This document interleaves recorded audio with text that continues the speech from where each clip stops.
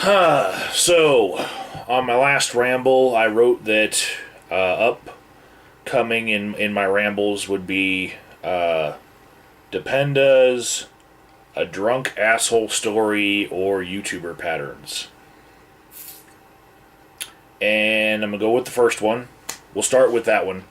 Dependas. Now, to begin, I think everyone has just a little bit of prejudice, a little bit of racism, and a little bit of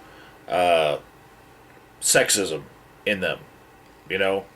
And sometimes even the people who try to check their privilege and check all of their prejudices the most, they sometimes have some that they don't even realize, you know? And so I know that I'll probably say something that will offend someone in this ramble, talking about this particular subject. What inspired this was a Facebook group from Fort Carson, Colorado. It's specifically for Fort Carson military spouse yard sales. Okay? And I know that's a really weird thing for me to be a member of, but, you know, I like supporting local stuff, and I was living in the area when I joined it and whatnot. Someone kept posting some very vitriolic pictures and posts in that group. Okay? And it was the exact group that you would have to get into in order to really troll up the place with these pictures.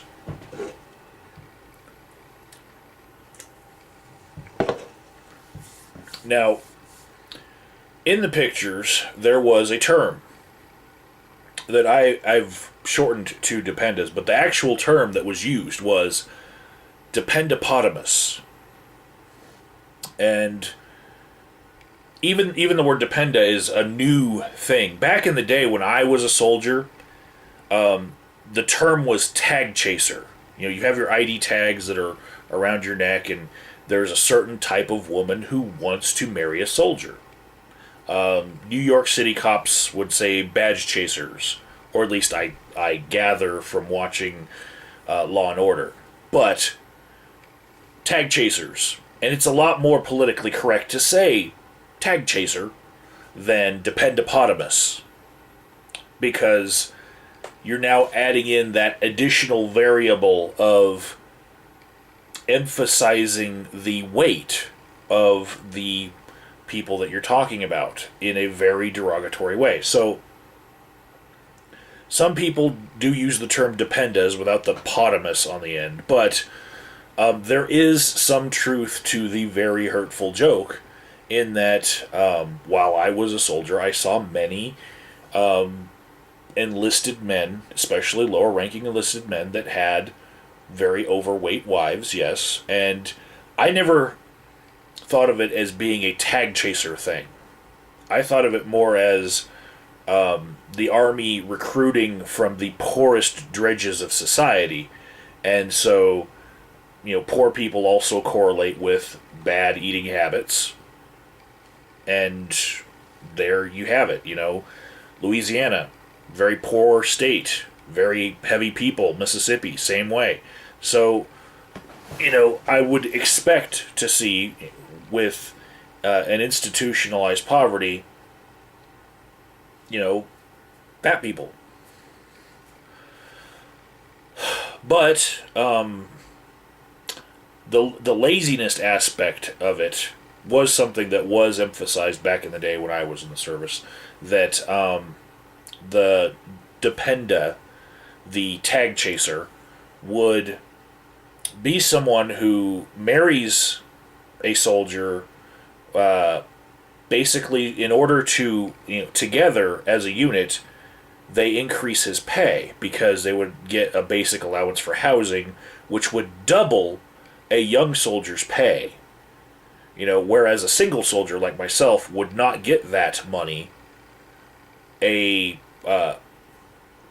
soldier who had less rank than me could marry someone and have a few kids, make poor decisions, and come out monetarily ahead of me for making those decisions, for adding more dependence and more liability to his life.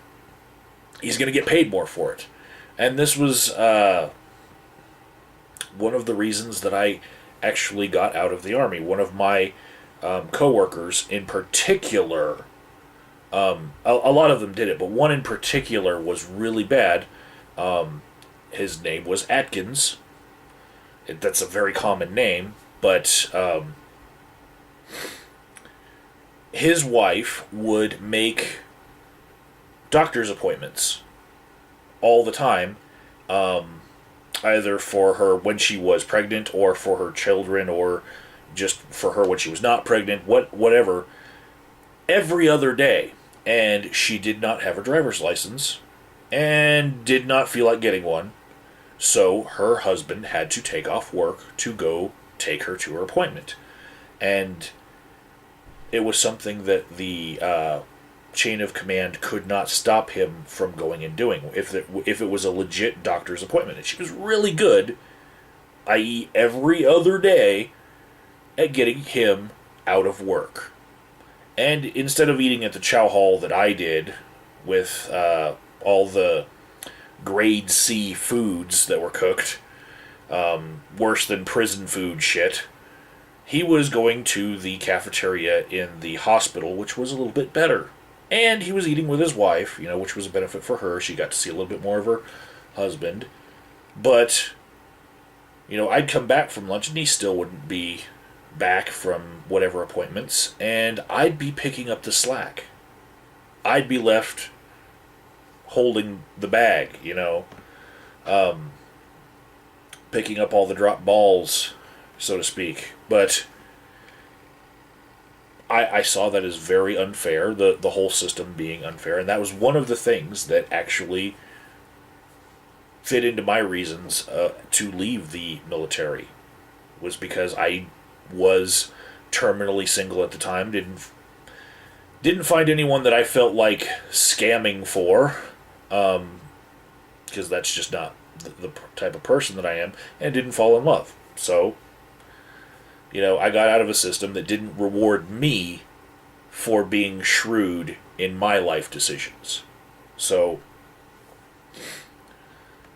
there are a lot of other things that work into the tag chaser mentality that were very much maligned while I was in the service, such as the Army Strong Wife thing, where they'd have T-shirts. It's the hardest job in the Army is to be a military spouse. Where other women were actually in the Army and looking at these people who just married a soldier, women that just married a soldier, and they're looking at them like, shut the fuck up, and a lot of them, it's not just a rumor, it's not just a stereotype. A lot of them did cheat on their husbands while they were out in the field or overseas, and it's a thing. So this image of the person that does all of it put together, who does not have a job, instead spends all of her soldiers' pay, and this could be a him if it weren't for the demographics of the Army itself so much. But it could possibly be him, but most likely it's a her, right? So part of the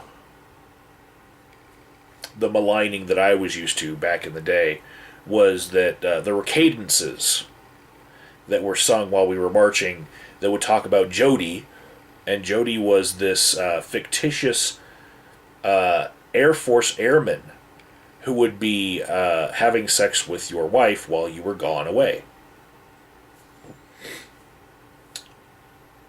And his name was Jody. I don't know why. Maybe there was actually some person named Jody back in the day. But it was just part of the culture to expect that and to see women who would complain about the hardships of not having their man there while he's overseas, while he's in the field training, and not with them for a month. But then when they're with them, complaining that they're still there, underneath their breath to their friends, like, oh my God, I just want him to leave so I can have control of all the money again. I hate it when he thinks that, he can make some decisions about our money that he's earning, And one of the worst things that would be made fun of was women who thought that they had the rank that their spouse had. Women who would complain that they were not saluted when they drove in with their lieutenant's car, with the lieutenant insignia sticker right on the front. When the base guards see a woman who is obviously too overweight to have passed any standard of fitness for the Army, they realize, that's not actually the lieutenant. There are female lieutenants, but that one's not one. And so they don't salute because it's not the actual officer. And these women would get upset, like, oh, you didn't salute my husband's car, And there actually is one place in military customs where the wife would get saluted. That would be if the wife of an officer was at her husband's funeral, she would be saluted in place of him. That is true. But aside from that, no, military spouses don't have the rank that their husbands do. They just many times act like they do. So it's... If you want to see... some of it is not good. It's not good. But if you want to see some criticism of a culture, just look up the word dependa or dependopotamus or tag chaser. Look and do an image search and see everything that comes up on Imager. There is a group of soldiers that are, they'll share these photos back and forth on Facebook, and I just kind of lost my affinity for the criticism when it got connected directly to fat shaming. Most everything else that they have to say about dependas, I'm like, that is spot on. Holy crap. That, yes. But, yeah. That's the ramble for today. I guess I have up next a drunk asshole story and or YouTuber patterns that I had left to talk about. And everybody have a nice day.